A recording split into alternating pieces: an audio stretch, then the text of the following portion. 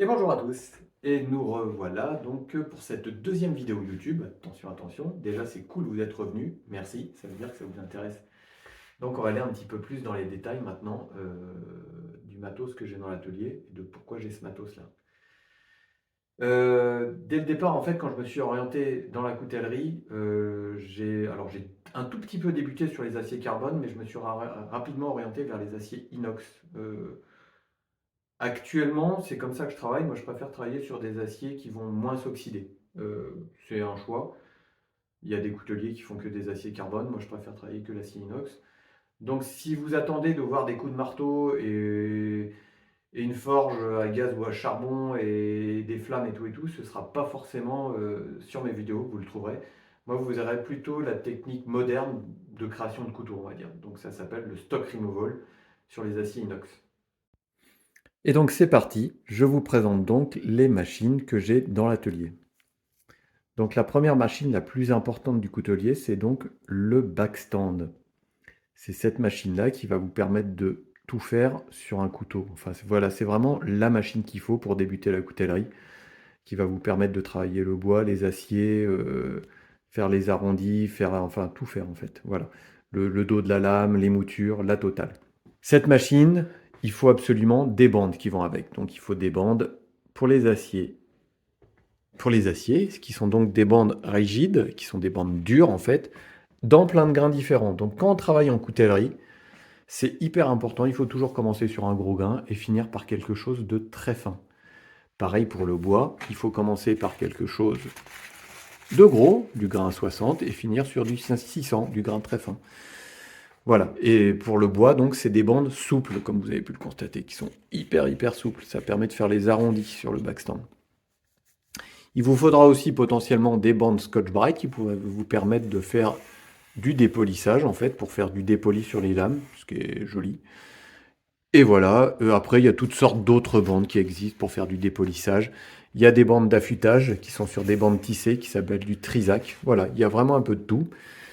Et donc le backstand qui permet de faire tourner ces bandes à grande vitesse. Voilà. Ensuite, potentiellement ce qu'il vous faudra, c'est pas une obligation mais c'est pas mal aussi, c'est un touret à polir avec des disques de polissage.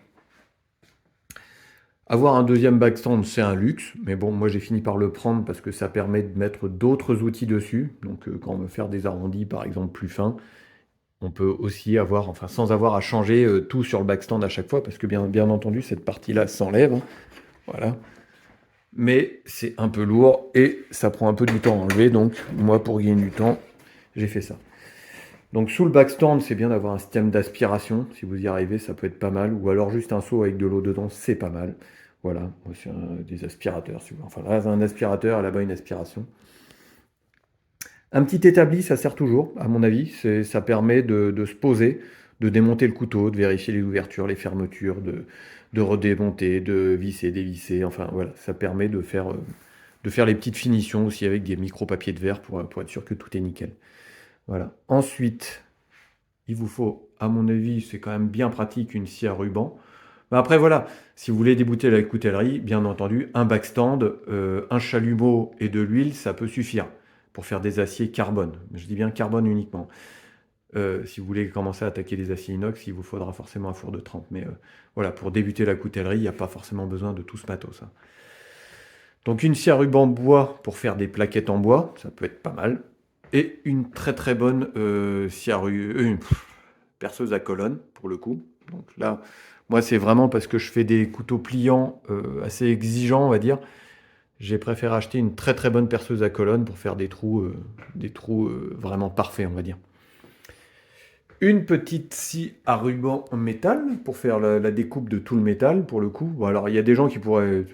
Voilà, si vous débutez la coutellerie, juste une disqueuse, ça peut suffire pour le coup. Mais voilà, au fur et à mesure que vous allez travailler, un jour, vous direz, bah, potentiellement, c'est quand même bien pratique de pouvoir découper du métal assis sans faire des grosses bavures dans tous les sens avec la disqueuse.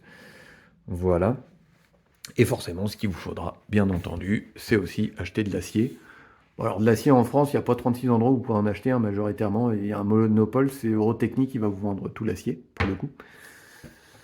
Voilà. Et forcément, il vous faudra des fours de traitement thermique. Alors, un seul, ça peut suffire, hein, et derrière, juste un four de cuisine, ça peut être très très bien aussi, voilà, comme là-haut, là. Mais moi, j'ai préféré acheter 2 fours, professionnels pour le coup. Un pour faire les traitements thermiques, à haute température. Ensuite, vu que je travaille des aciers inox, bah, j'ai aussi acheté un congélateur cryogénique qui est ici. Enfin là, vous voyez pas, il est sous un plastique. Et pour finir, un autre four de traitement thermique pour faire les revenus. Voilà. Par-dessus, un petit touret à polir avec avec un disque en coton, ça peut être pas mal. Un disque en feutre pour faire le polissage du métal aussi. Donc là, bois, là, métal, ça peut être pratique.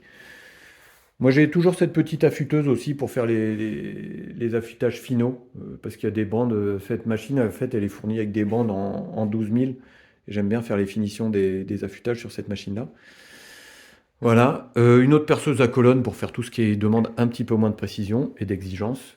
Et une petite perceuse, une petite scie à ruban, excusez-moi, de chantournage pour faire pour faire des découpes plus fines, on va dire, avec des virages un peu plus serrés. Voilà. Et un point d'eau dans un atelier, ça c'est vraiment important aussi. Ça permet de nettoyer les lames et de se nettoyer les mains aussi de temps en temps. Voilà. Voilà.